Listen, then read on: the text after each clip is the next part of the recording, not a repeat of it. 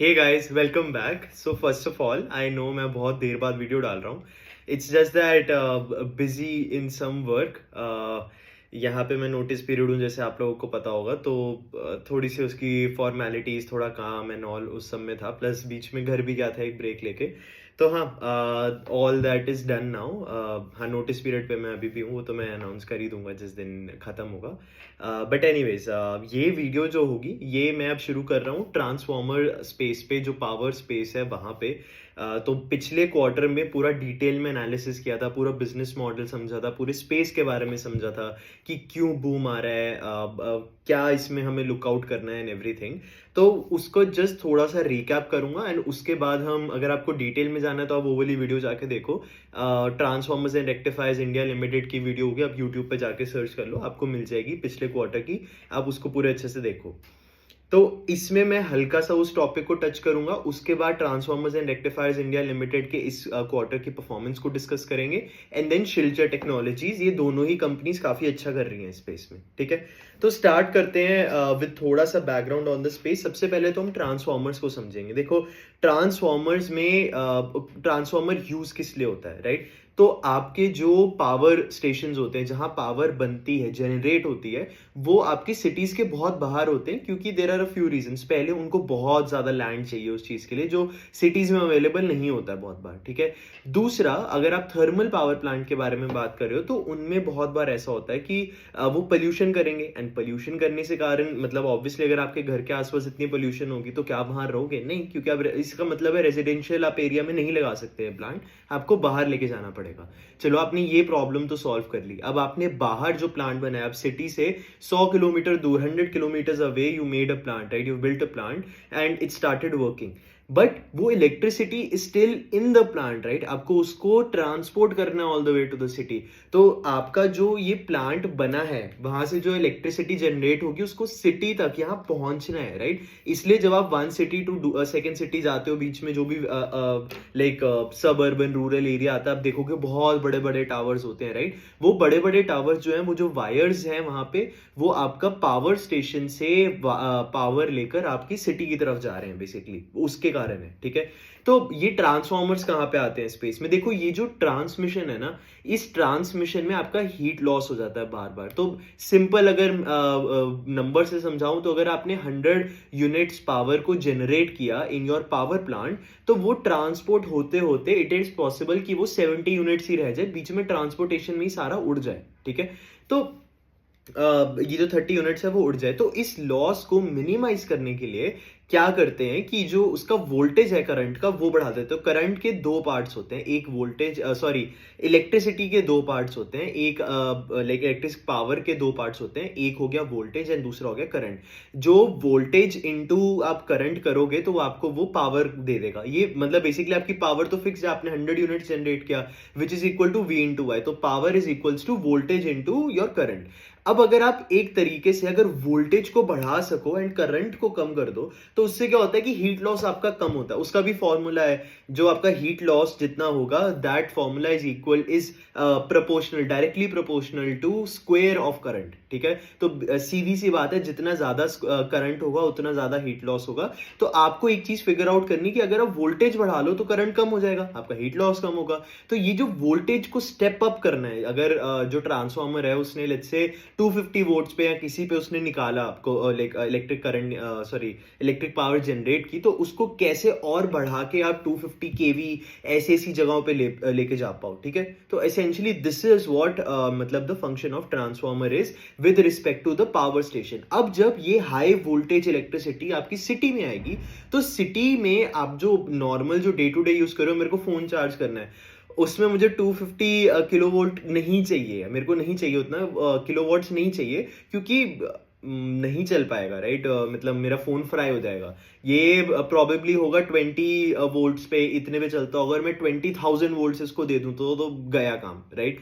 वैसे 20,000 वोल्ट्स पे नहीं होता, आई थिंक 750 वोल्ट्स के आसपास होता है, किलो वोल्ट्स के आसपास होता है, समथिंग फिगर, मैं भूल गया हूँ फिगर्स, मुझे फिगर्स याद नहीं रहते।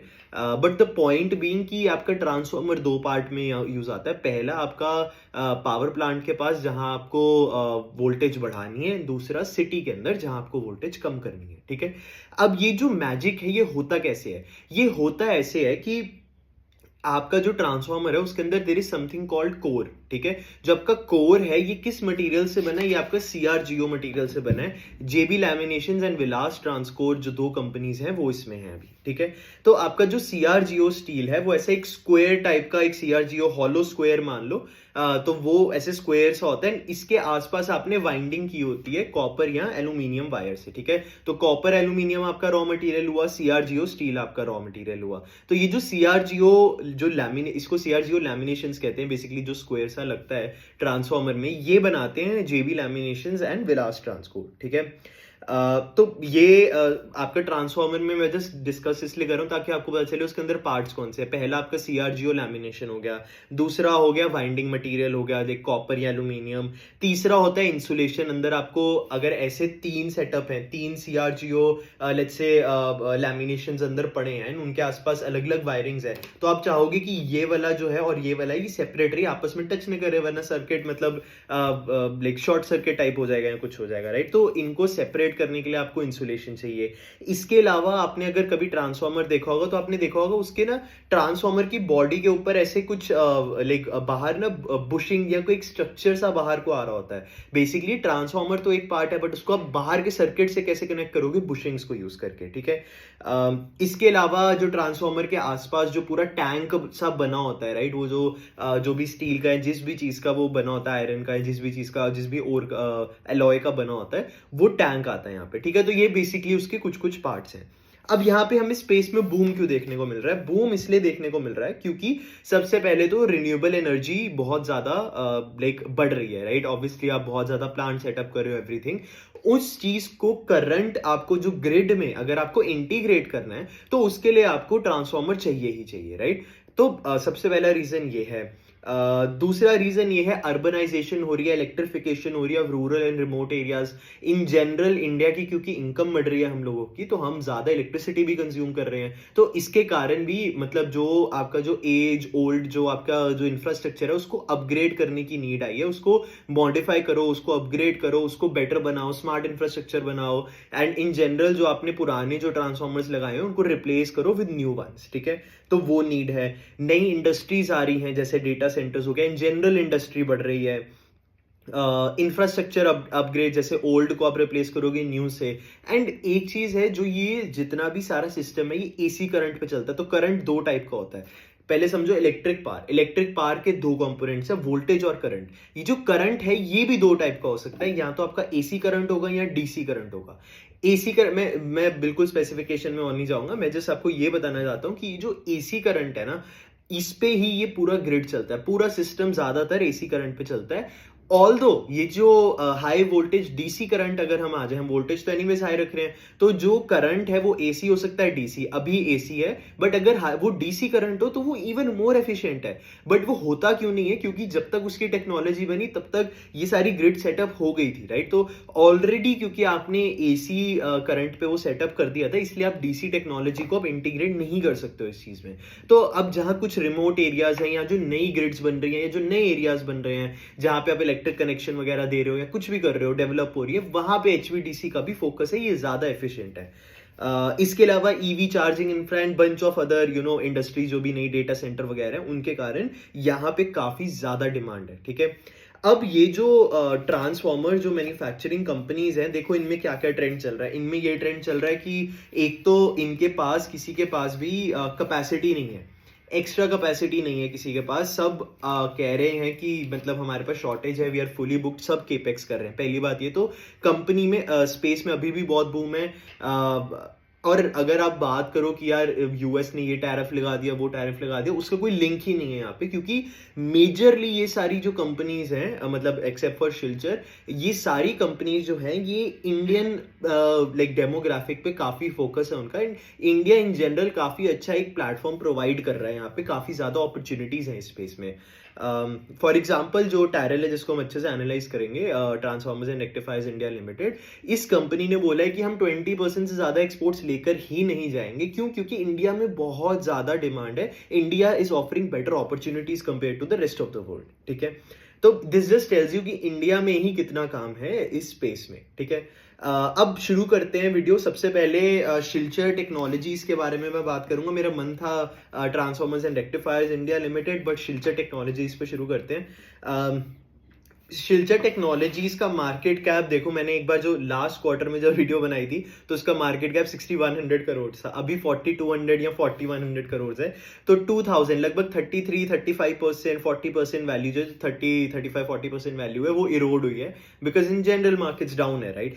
तो वो सीन है। हाउएवर यहाँ पे कंपनी की जो परफॉर्मेंस है वो वही मतलब रेगुलरली बढ़ी है, मतलब कंसिस्टेंट रही है। सेल्स Q3 में 31% से बढ़ी, क्रॉस इनकम 35% से, एबिटा 35% से, प्रॉफिट बिफोर टैक्स भी 35% से, एंड पैट भी 33% से। पी अभी आई थिंक इनका लगभग 33-36 के आसपास है, ठीक है। तो कंपनी ने जो भी टारगेट्स दिए थे वो वेल ऑन, मतलब टारगेट है टू अचीव दोज। 550 करोड़ का उन्होंने रेवेन्यू का टारगेट दिया था वो for this year, and they are like in the on the right path. I think 400 crore के आसपास इन्होंने किया है, एंड इस क्वार्टर में ही आई थिंक 120-130 करोड़ के आसपास कहते हैं, another 150 crore they have to do.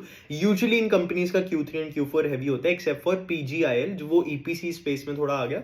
But PGIL ने बोला था कि जो गुजरात बोर्ड है वो इतनी अच्छी पेमेंट कर रहा है कि ऐसा कुछ है ही नहीं है कि हमारे लिए कि क्वार्टरली कुछ वेरिएशन है। इसलिए जब Q3 का रिजल्ट आया, लोगों ने Q2 से देखा यार Q3 डाउन है Q2 से, बट इन जनरल स्पेस में जो Q3 और Q4 है वो ज्यादा हैवी होता है compare to Q1 and Q2। But ऐसा बट उन्होंने कंपनी ने कैटेगोरिकली बोला था कि ऐसा कुछ सीन नहीं है। हेंस उन्होंने आगे मतलब क्या कहते हैं, हेंस उनका जब Q3 का रिजल्ट आया तो इतना कुछ सरप्राइजिंग नहीं लगा, like this shouldn't be a factor to consider, क्योंकि कंपनी ने आगे से आके बोला है ये चीज, ठीक है। तो शिल्चर टेक्नोलॉजी की देखो खास बात क्या है। सबसे पहले तो इनके जो मार्जिन है ना, एबिटा मार्जिन है इनका 28% का, एंड जो पैट मार्जिन है वो है 23% का, ठीक है। अब देखो क्वार्टर एंड क्वार्टर वेरिएशन होती रहेंगी। Q2 में इनका बिट्टा मार्जिन 31% था, अभी इनका 28% है। Q1 में भी आई थिंक इसके आसपास ही कुछ होगा। लेकिन हाउएवर मतलब क्वार्टर ऑन क्वार्टर नहीं, ईयर ऑन ईयर कंपेयर करो। ईयर ऑन ईयर करेंगे तो obviously like the margins have remained the same, like stable ही है यहाँ पे, कुछ ऐसे ज्यादा फर्क नहीं आया है। एंड द रीजन इज ये जो 28-30% जो इनका बिट्टा मार्जिन है ये बहुत हाई है स्पेस के लिए। जो टैरल है ऑन द अदर हैंड, टैरल का जो मार्जिन है वो सिर्फ 16% है बिट्टा मार्जिन। पैट मार्जिन इस कंपनी का 23% है शिल्चर का, एंड ट्रिल का कितना है? ट्रिल का इज ओनली 9.8%, वो भी इस क्वार्टर में आया है। Overall I think 8 point something percent है, टारगेट है 10% जाने का, राइट। तो यहाँ पे ऐसा क्यों है, इस पे बात करते हैं। तो शिल्चर टेक्नोलॉजी इस पे मतलब इसका आंसर कहाँ लाई करता है कि कंपनी बनाती क्या है। जितना ज्यादा स्पेशलाइज आप चीजें बनाओगे उतना ज्यादा आपको मार्जिन मिलेगा। ये किसी भी चीज के लिए ट्रू है। अगर आप एक मसाले की कंपनी हो, राइट, आप मसाले की कंपनी हो, एक चीज होगी कि आपने जो बेसिक स्पाइसेस होते हैं जैसे लाल मिर्च पाउडर हो गया, टर्मरिक पाउडर हो गया, जो हर एक कंपनी बना रही है, उसमें करना क्या है, लाल मिर्च में लेके आओ, उसको आप मतलब कूट दो या जैसे भी उसको बेसिकली पाउडर फॉर्म में ले आओ एंड उसे बेच दो। लेकिन जो वैल्यू एडेड मिक्सचर है, जैसे लेट्स से आपने मटन मसाला बनाया, आपने कोई और मतलब चिकन मसाला बनाया, मेरे दिमाग में नॉनवेज के एग्जांपल ही आ रहे हैं, but paneer butter masala what ever, आपने जो उनका मसाला बनाया उसमें आप ब्लेंड करोगे स्पाइसेस, उसमें डिफरेंट क्वांटिटीज लोगे। अब ऑब्वियसली वहां पे इसको ऑटोमेट करोगे, हर एक लेबर तो बैठा नहीं होगा वहां पे। तो ये सारी चीजों के मार्जिन जो है इनके टेस्ट भी अलग होंगे, इट डिपेंड ऑन मतलब फॉर ईच कंपनी इनके टेस्ट अलग होंगे।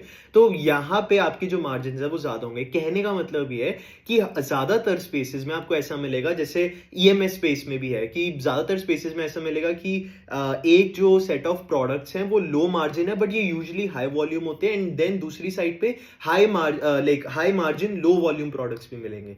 तो यहाँ पे बहुत डिपेंड करता है, इनका आंसर शिल्चर का क्यों मार्जिन ज्यादा है इसी पे डिपेंडेंट है। ये बनाते क्या है? Power and distribution transformer. Power transformer क्या होता है? जो आपका पावर प्लांट के साथ लगा होता है, जो वोल्टेज को स्टेप अप करता है। डिस्ट्रीब्यूशन ट्रांसफार्मर जो सिटी में लगा होता है, जो ये वोल्टेज जब आई उसको स्टेप डाउन करेगा। ठीक है, तो they make custom made transformers for IDT, inverted duty transformer. ये जो ट्रांसफॉर्मर है ये यूज होता है आपका सोलर पार्क्स में, वहां पे। एंड क्योंकि यहाँ पे हम देख रहे हैं कि सोलर एनर्जी का काफी कंट्रीब्यूशन आने वाला है आगे जाके, एंड काफी पार्क्स बन रहे हैं, हेंस इनके प्रोडक्ट की डिमांड बहुत है। एंड हर एक सोलर फार्म के लिए they have like custom made requirements है वहां के फार्म की, कि हमें इस ट्रांसफॉर्मर में ये चाहिए वो चाहिए वॉट एवर। तो it's not a copy based kind of a thing, right? तो इनका थोड़ा सा डिजाइन में भी शायद आई एम गेसिंग कि इनका डेफिनेटली पार्ट होगा, एंड हेंस इनके मार्जिन यहाँ पे ज्यादा है। जितना स्पेशलाइज्ड प्रोडक्ट उतने मार्जिन ज्यादा, सिंपल सी बात है। ठीक है, तो ये कस्टम मेड ट्रांसफॉर्मर्स बनाते हैं for IDT transformers, furnace, renewable and basically renewable and industrial application के लिए। जो इंडस्ट्रियल एप्लीकेशन है वहां पे आपके फर्नेस ट्रांसफॉर्मर हो गए। फर्नेस ट्रांसफॉर्मर का क्या मतलब है? जब भी आप लेट्स से एक कंपनी है वो ऑटोमोबाइल के पार्ट्स बनाती है, गियर, क्लच, जो भी मैकेनिकल पार्ट्स हैं, वो बनते कैसे हैं?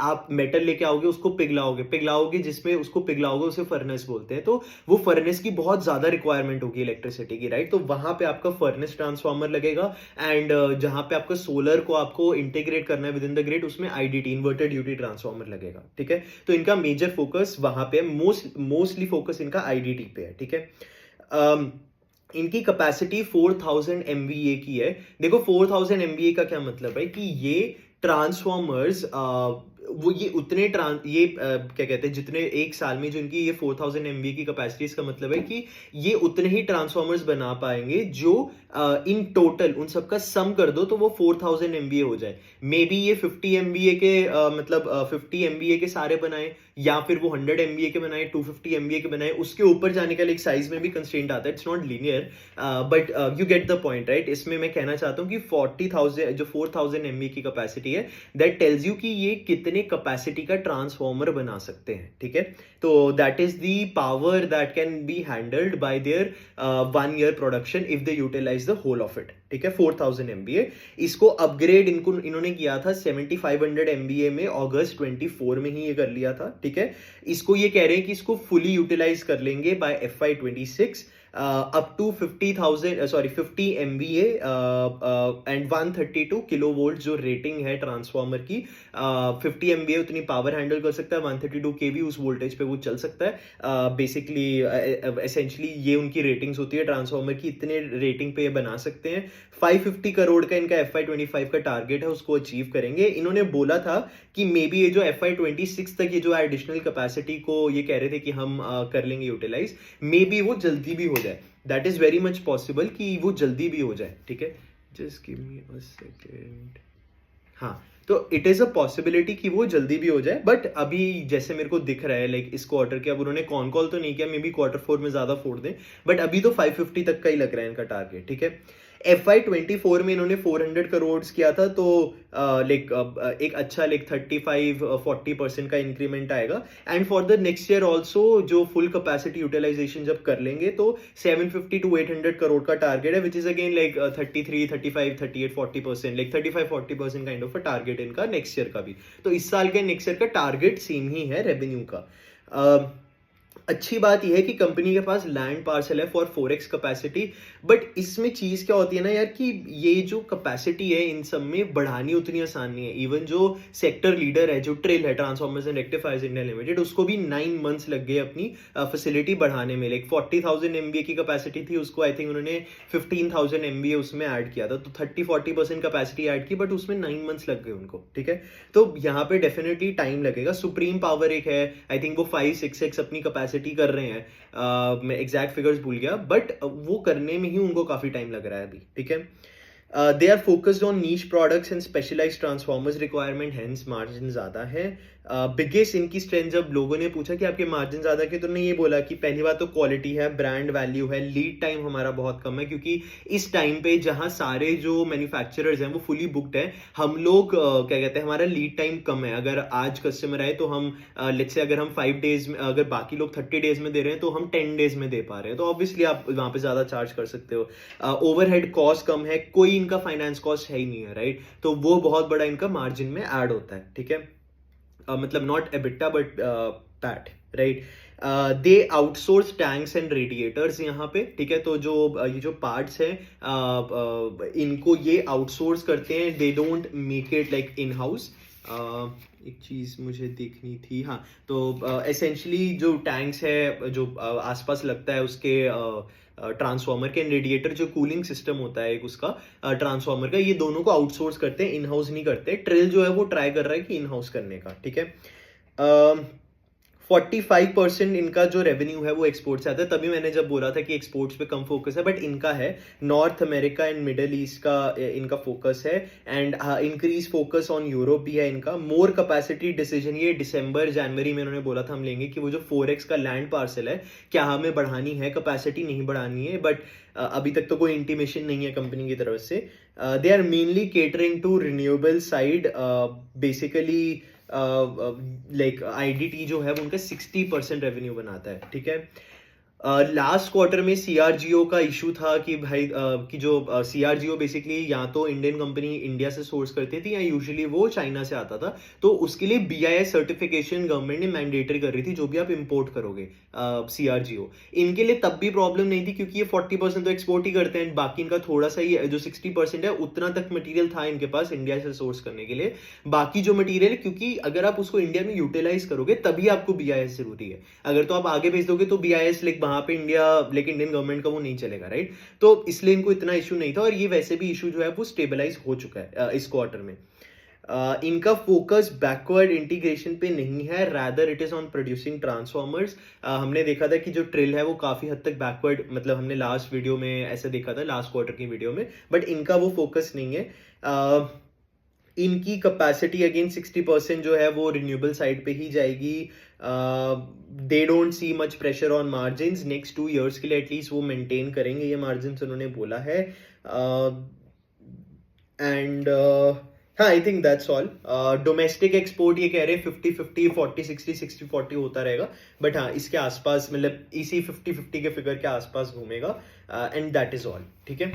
Now this was on Shilchar. इसमें एक बात बस याद रखनी कि यार इनका जो, मेरे को एक कॉल आउट करनी थी चीज, कि इनका जो वर्किंग कैपिटल मैनेजमेंट है, top notch working capital management है इनका। अगर आप स्क्रीनर पर जाके इनकी रेशियोज देखो, आप डेटर डेज, आप इन्वेंट्री, आप पेबल, आप इनको कंपेयर करो ट्रिल से, आपको फर्क पता चल जाएगा। This is an exercise that you should do, ठीक है? तो आपको पता चलेगा मैं वर्किंग कैपिटल क्यों कह रहा हूँ कि ये कंपनी बहुत अच्छे से मैनेज करती है। नाउ अब हम दूसरी कंपनी पे जाएंगे जिसका नाम है transformers and rectifiers India limited. Market cap company का 11,500 करोड़ है। Sales in Q3 on year basis 51% से बढ़ी, ग्रॉस इनकम 71% से बढ़ा, तो आपके मार्जिन यहाँ बढ़े हैं बेटर प्रोडक्ट मिक्स के कारण।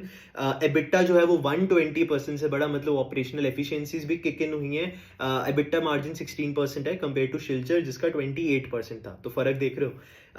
इनका जो पैट मार्जिन था ना शिल्चर का, वो 22%, 23% था, जो इनके एबिटा मार्जिन से ज्यादा है। प्रॉफिट बिफोर टैक्स 260% से बढ़ा, अदर इनकम का कुछ ज्यादा कंट्रीब्यूशन नहीं था बट इतना ज्यादा नहीं था।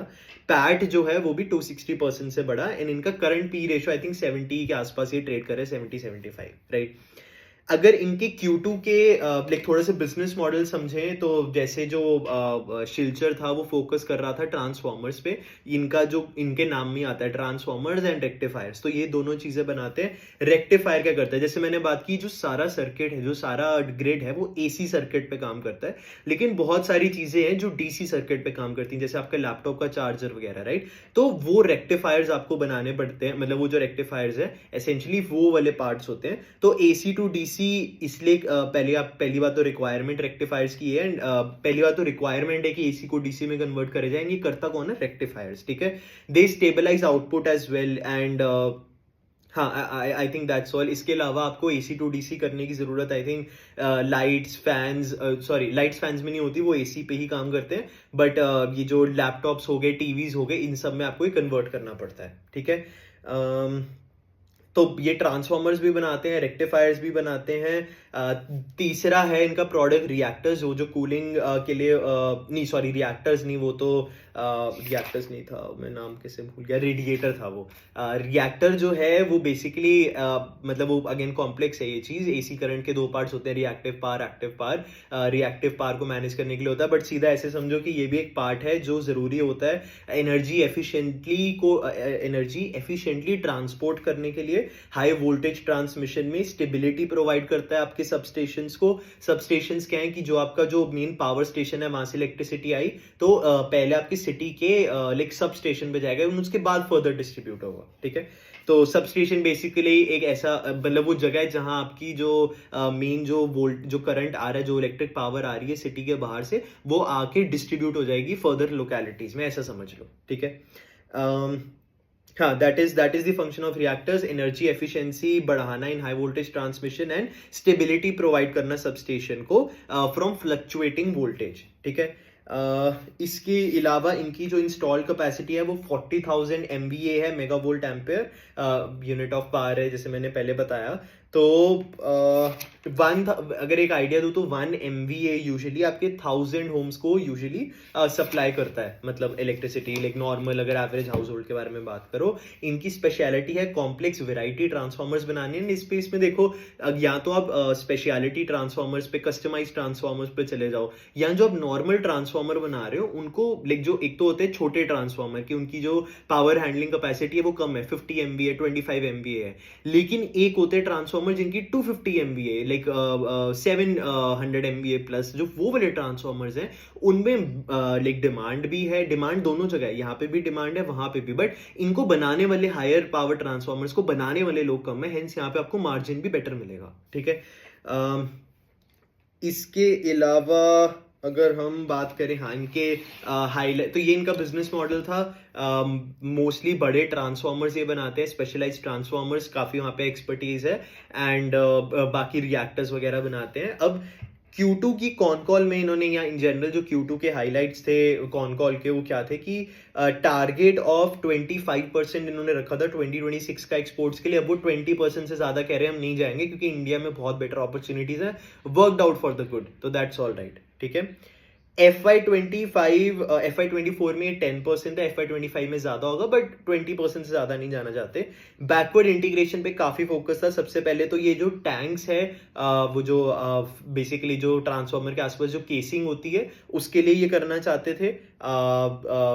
दूसरा CRGO, जो भी CRGO लैमिनेशन जो लगती हैं, जो JB लैमिनेशंस एंड विलास ट्रांसकोर कर रहे हैं, ये वो इन हाउस करना चाहते हैं, इससे मार्जिन बढ़ेगा आपका। एंड इस पे ऑलरेडी इन्होंने 51% स्टेक एक कंपनी में लिया, 25,000 टन उसकी कैपेसिटी है। हाउएवर इनको 18,000 इन हाउस चाहिए, बाकी ये जो है उसको सेल करेंगे आगे। इसमें टाइम लगेगा ऑब्वियसली इस कैपेसिटी को भी ऑप्टिमल पे लेके आना, बट ये one of the best like plants in India है, ऐसा कंपनी का कहना है। CRGO by the way 35% of the raw material बनाता है आपके ट्रांसफॉर्मर का। इसके अलावा जो बुशिंग्स हैं, वो जो कनेक्ट करेंगे इनको एक्सटर्नल सर्किट से, उसमें भी ये लाइक कुछ तो ये कुछ टाइप की ऑलरेडी बनाते हैं, कुछ टाइप की ये बनाना चाहते हैं, ठीक है। ऑर्डर बुक इनकी 3700 करोड़ है। लास्ट क्वार्टर में इनकी ऑर्डर बुक कितनी थी? 3500 के आसपास आई थिंक इनकी ऑर्डर बुक थी। हाँ,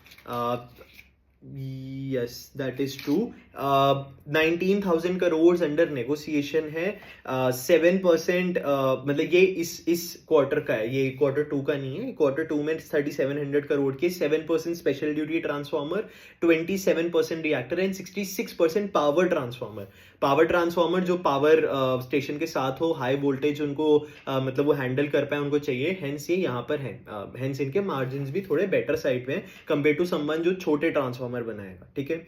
43% ये सेंट्रल यूटिलिटीज को देते हैं, जो सेंट्रल गवर्नमेंट के अंडर आती कंपनीज, 10% स्टेट यूटिलिटीज को, एंड 47% इंडस्ट्रियल कस्टमर्स को। तो प्राइवेट का एक अच्छा हाथ है यहाँ पे, गवर्नमेंट मेजॉरिटी है बट प्राइवेट का भी। यूजुअली इस स्पेस में ना रिसीवेबल्स की बहुत टेंशन रहती है, राइट। तो यहाँ पे जो रिसीवेबल्स मतलब आपने माल जो है, अपना जो प्रोडक्ट है वो आपको डिलीवर कर दिया बट आपको पेमेंट नहीं मिली, राइट। तो वो जो पेमेंट नहीं मिली यूजुअली गवर्नमेंट कंपनी ज्यादा करती हैं, बट अभी क्योंकि यहाँ पे बहुत रिक्वायरमेंट है तो बजट है इनफ को, तो ज्यादा वो देखने को नहीं मिल रहा है स्पेशली गुजरात में। बट हाँ, अगर आप डेटर डेज इनके देखोगे तो आपको पता चल जाएगा, ठीक है। इनका टारगेट था $1 बिलियन रीच करने का, मतलब 8,000 to 9,000 करोड़ रीच करने का। इस साल का टारगेट इनका कितना था, 2,000 करोड़ का। तो एक 4x kind of an increase लेके आना चाहते थे अगले 3 सालों में, which is obviously a very good sign. इस बार मैनेजमेंट ने आके बोला कि ये 3 to 4 years है, लाइक मतलब दिस इज आवर टारगेट। 1-2 साल ऊपर नीचे हो सकते हैं, हम तो चाहते हैं हम 2 साल में कर ले, बट ये ऊपर नीचे हो सकते हैं, राइट। तो नेक्स्ट ईयर की जो इनकी गाइडेंस आई थिंक वो 3500 करोड़ प्लस है। तो अगर 2,000 करोड़ है उसमें आप 1,500 करोड़ ऐड करो, राइट। तो क्या कहते हैं, आपका 75% रेवेन्यू इंक्रीज का इन्होंने टारगेट दिया विद इंक्रीज्ड मार्जिन ओनली, ठीक है। CFO cash flow from operations इन्होंने बोला था पॉजिटिव हो जाएंगे ईयर एंड से। That would be a very good sign for a company जो इतने इंटेंसिव वर्किंग कैपिटल वाले एरिया में है। तो लेट्स सी अगर वो होता है कि नहीं। अभी cash flow statement, balance sheet कुछ नहीं आया है Q3 में, ऑब्वियसली नहीं आएगा। Q4 में ये पता चलेगा कि क्या ये अचीव हुआ है कि नहीं हुआ है, ठीक है। इनकी जो 40,000 MBA की कैपेसिटी थी उसमें 15,000 ऐड कर रहे थे, जो Q1 ऑफ 2026 में लाइव हो जाएगी। 100% यूटिलाइजेशन उस चीज की Q3 ऑफ 26 में हो जाएगी, ठीक है, वो जो नई कैपेसिटी है। अब Q3 की कौन कॉल जानते हैं। Q3 की कौन कॉल में 3,500 करोड़ प्लस का टारगेट है FY26 का, मतलब 75% प्लस। 1 बिलियन का टारगेट नेक्स्ट 3 to 4 years का है। QIP इन्होंने 750 करोड़ का अप्रूवल लिया था बोर्ड से। अभी उनका इंटेंशन नहीं है कि अभी रेस करने का मनी। उन्होंने बोला है कि अगर कोई ऐसी अपॉर्चुनिटी आए आगे जाके तो we just want to be ready, approval के चक्कर में हमें ना जाना पड़े, ठीक है। ऑर्डर बुक वैल्यू जो क्वार्टर ऑन क्वार्टर है वो लाइक मतलब स्टेबल रही है, इतनी बड़ी नहीं है डेलिबरेटली। क्यों? क्योंकि they are taking time to onboard orders. क्यों? क्योंकि इनके पास ऑर्डर्स की कमी नहीं है। ऑर्डर्स 19,000 करोड़ से अंडर मैनेजमेंट, लेकिन उसमें से हाई मार्जिन ऑर्डर चूज करना चाहते हैं, तो बिड किया हुआ है एंड हाई मार्जिन ऑर्डर्स के लिए वेट कर रहे हैं, इसलिए ऑर्डर बुक में अभी नहीं दिखा रहे हैं वो, ठीक है। मार्जिन जो है वो डिपेंड करेंगे प्रोडक्ट पोर्टफोलियो में। किसी क्वार्टर में बेटर प्रोडक्ट पोर्टफोलियो मार्जिन ज्यादा हो जाएंगे एंड सो ऑन, बट इसके आसपास इनके margin like on an overall basis, like an yearly basis ऐसा रहेगा।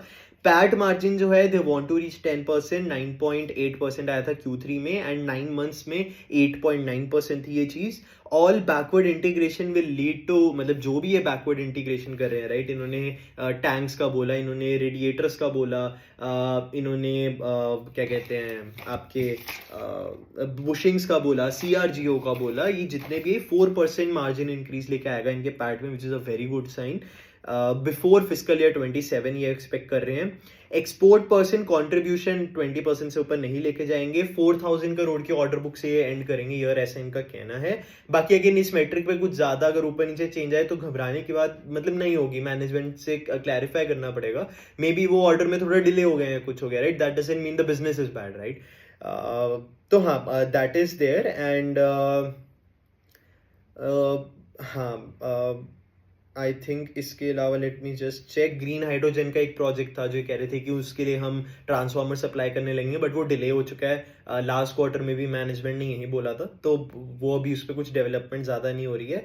इनकी एसेंशियली लाइक अगर एक ओवरव्यू दो इनकी फैसिलिटीज़ का, तो 3 फैसिलिटीज़ हैं। सबसे पहले डिस्ट्रीब्यूशन ट्रांसफार्मर की फैसिलिटी है। इनका ये शॉर्ट टर्म ऑर्डर्स होते हैं लाइक 1-2 महीने वाले, तो ये इनको इंक्लूड ही नहीं करते हैं अपनी ऑर्डर बुक में। तो जो करंट ऑर्डर बुक है उसमें इनके ऑर्डर्स नहीं है इस फैसिलिटी के।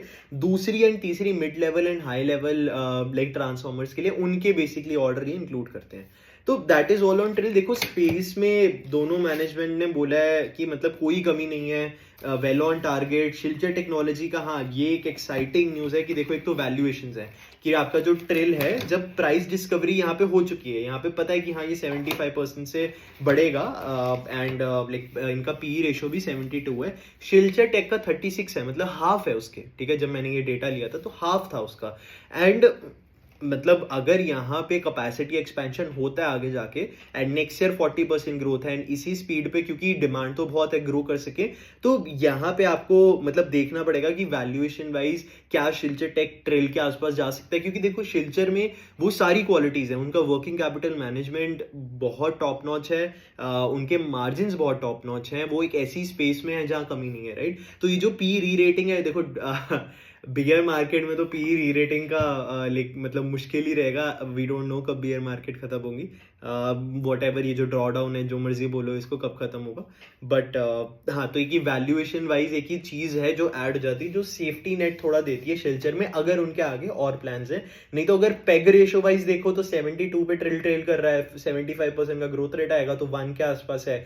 सिमिलरली शिल्चर 36 के आसपास ट्रेड कर रहा है, 36-40% इनका ग्रोथ रेट आएगा तो 1 के आसपास ही ट्रेड कर रहा है। ट्रेल में ये है कि मार्जिन एक्सपेंशन हो सकती है, तो मे बी वो पेग रेशो लेस देन 1 हो, बट वो आगे देखेंगे, एग्जीक्यूशन का वेट करना है हमें, right. So that is all, thank you. And हाँ, अभी मुझे पता है मैं गोल्ड का भी स्पेस का एनालिसिस कर रहा हूँ, वो भी मैं बीच बीच में लाता रहूंगा, बोर हो गया था यार गोल्ड पढ़ पढ़ के मैं, तो मैं इसमें आ गया था थोड़ा, तो हाँ बीच बीच में मैं इन दोनों की वीडियोस लाता रहूंगा। Thank you.